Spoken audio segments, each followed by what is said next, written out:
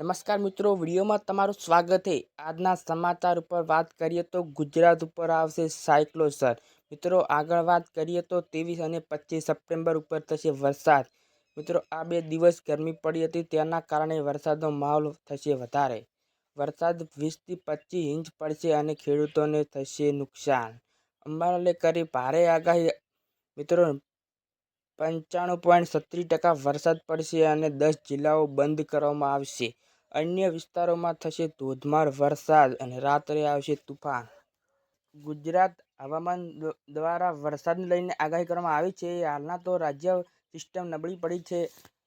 હવામાન વિભાગ દ્વારા સમગ્ર રાજ્યમાં 5 દિવસ હળવાથી મધ્યમ વરસાદની આગાહી કરવામાં આવી છે। હવામાન વિભાગ જણાવ્યું મુજબ કે ઉત્તર મધ્યમ ગુજરાતના છૂટાછવાયા સ્થળો પર વરસાદ વરસશે।